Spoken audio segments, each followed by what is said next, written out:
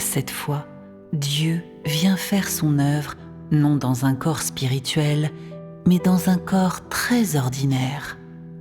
Non seulement est-ce le corps de la deuxième incarnation de Dieu, mais aussi le corps dans lequel Dieu est revenu.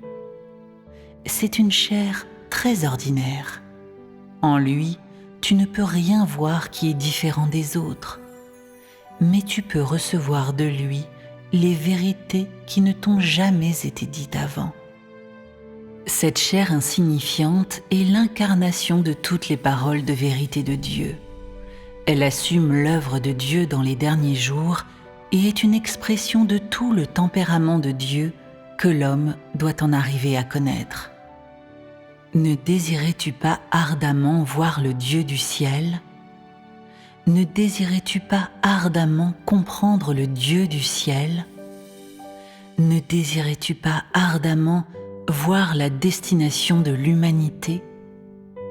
Il te dira tous ses secrets jamais dévoilés, et il te dira même des vérités que tu ne comprends pas. Il est ta porte d'entrée dans le règne et ton guide dans la nouvelle ère. Une telle chair ordinaire renferme de nombreux mystères insondables. Ses actions peuvent être indéchiffrables pour toi, mais le but de toute l'œuvre qu'il fait suffit pour que tu vois qu'il n'est pas une simple chair comme le croit l'homme, car il représente la volonté de Dieu, ainsi que le soin apporté à l'humanité par Dieu dans les derniers jours.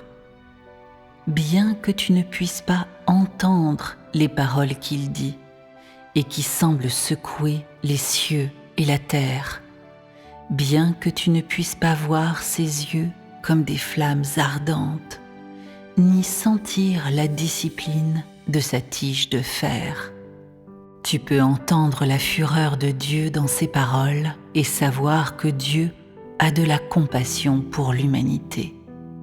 Tu peux voir le tempérament juste de Dieu et sa sagesse, et aussi te rendre compte du souci et de l'attention que Dieu a pour l'humanité tout entière. L'œuvre de Dieu dans les derniers jours est de permettre à l'homme de voir le Dieu du ciel vivre parmi les hommes sur la terre, et de permettre à l'homme de connaître, obéir, vénérer et aimer Dieu. C'est pourquoi il s'est fait chair une deuxième fois. Bien que ce que l'homme voit aujourd'hui soit un Dieu qui est le même que l'homme, un Dieu avec un nez et deux yeux, un Dieu ordinaire, à la fin, Dieu vous montrera que sans l'existence de cet homme, le ciel et la terre subiraient un changement énorme. Sans l'existence de cet homme, le ciel s'obscurcira, la terre deviendra un chaos et toute l'humanité sera accablée par la famine et des plaies. Il vous montrera que sans le salut de Dieu incarné dans les derniers jours, alors Dieu aurait depuis longtemps jeté l'humanité tout entière en enfer. Sans l'existence de cette chair, vous seriez éternellement le chef des pécheurs et à jamais des cadavres. Vous devriez savoir que sans l'existence de cette chair, toute l'humanité ferait face à une calamité inévitable et aurait de la difficulté à échapper à la punition plus sévère que Dieu infligera à l'humanité dans les derniers jours.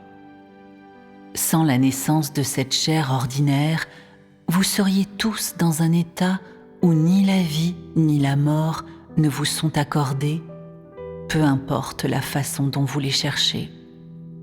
Sans l'existence de cette chair, aujourd'hui, vous ne pourriez pas recevoir la vérité et vous présenter devant le trône de Dieu. Au contraire, vous seriez punis par Dieu à cause de vos péchés graves. Le savez-vous ?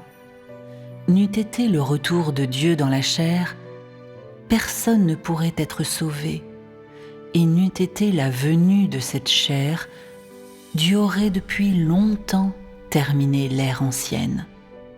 Alors, pouvez-vous toujours rejeter la deuxième incarnation de Dieu?